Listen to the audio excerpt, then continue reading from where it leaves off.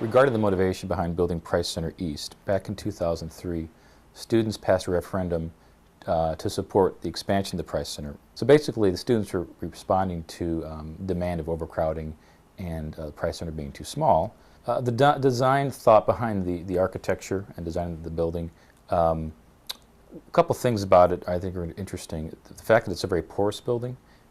If you compare the Price Center West, it really isn't, it's not easy to cut through or to get, unless you're in the plaza, it's hard to kind of get in through and around the Price Center West. And Price Center East is very porous. You can kind of cut through easily, a lot of entrances, a lot of ways to get through the building. So that's one, I think, interesting part and distinct part that's different between Price Center West. Also the atrium is, I think, an interesting part of the design.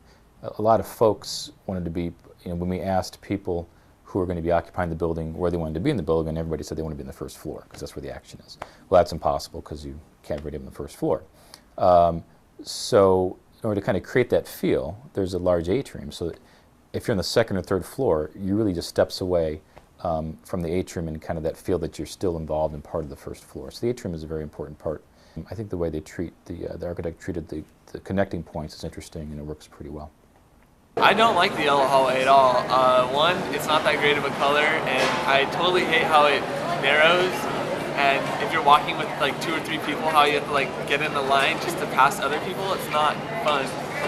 I feel like it's a little claustrophobic when you're in there, just because it's, it's all one color and it kind of smells a little weird in there. But other than that, it's interesting. The reason why they pinch down, and both the first and second floor hallways pinch down to about 6 feet or 5.5 feet, is a structural reason. There's cross bracing that goes between the buildings and along that perpendicular to the hallway. It's basically a seismic cross bracing, and we really couldn't move that. It would have been a very, very costly process to move the cross bracing. The large mural that's in the atrium, that's obviously very prominent when you walk in, that is a part of the Stewart Art Collection, the well-known curated art collection throughout campus. It includes the bear and the sun god statue. This piece in the atrium, which is called Another, was designed by Barbara Kruger.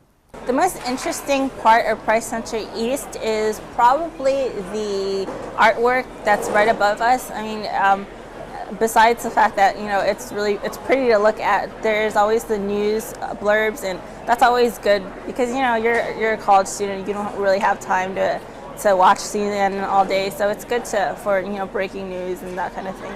And within the art, which is a comment about the passage of time, are 2 LED feeds. They're news feeds, so that people can see kind of news happening as they kind of sit and enjoy the art piece and see the passage of time via the news feeds.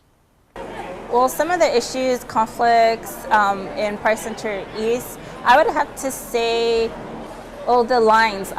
The way that the food vendors are distributed, I feel like it's really uneven in the sense that it feels like all of them revolve around like Burger King and Santorini's, so there's always a long line and it wraps around Price Center, so sometimes it's a little hard to move around.